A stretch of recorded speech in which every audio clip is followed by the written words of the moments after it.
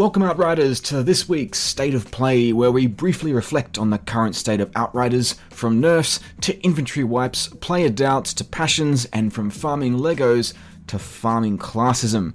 But first, let's talk about the biggest news this week, which has no doubt been this inventory wiping bug that players have been experiencing, initially in the multiplayer, but then also recently in the single player, especially since the last patch, version 1.02, dropped by People Can Fly earlier this week. Now the good news is we are seeing less and less of this bug across our communities on Reddit and Twitter. The bad news is that we are still seeing it, and including us, who have now officially lost 2 characters, both wiped and locked. The bug itself has been related to a synchronization issue that's occurring if players disconnect, if they crash, or if they're kicked from an active session. Upon rejoining, players may see a naked character, at which point you know you have fallen victim to the bug. Now that said, many players have been happily plodding along in both game types and have notably not had any problems. So the actual combination or cause to this issue still remains unresolved. That said, People Can Fly have provided some great server-side updates recently. In particular, they're continuing to monitor and implement the preventative measures against this issue. They also note that the server-side changes have helped reduce occurrences of the problem, but I feel these are still a band-aid fix for a relatively large issue, and the devs, I think, are fully aware of that.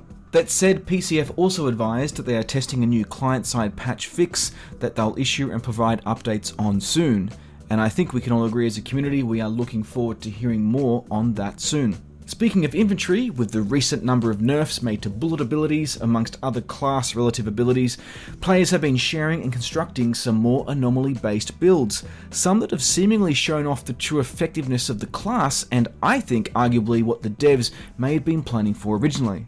Now while a lot of us will argue that the nerfs have been heavy handed, my Trickster for example I feel is extremely disadvantaged at this point, but it's actually put us in a position where we need to think about different builds and construct new ideas.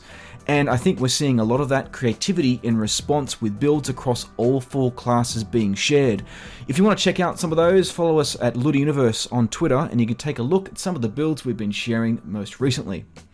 This week has also been, of course, and I cannot believe I'm about to say this, a week of classism, whereby some players are being kicked from expeditions purely because of their choice of class, the Devastator. With his heavy emphasis on anomaly abilities, some are quick to judge, and while some have actually been kicked by hosts right before a final loot haul of a completed expedition. Now I don't need to say this, but don't be a douchebag. And of course, we're hoping that People Can Fly, whilst working within the normal rules of AFK, can still help players, perhaps from being unfairly booted, and address this in a future patch. And hopefully their time will not be put to waste.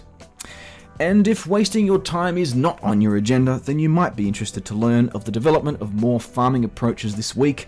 As many Outriders start to hit their World Tier 15, more and more are looking for ways to compete in the Challenge tiers, lacking that required gear to quite get there, especially to that Challenge Tier 10 that seems to be a sticking point for many of us.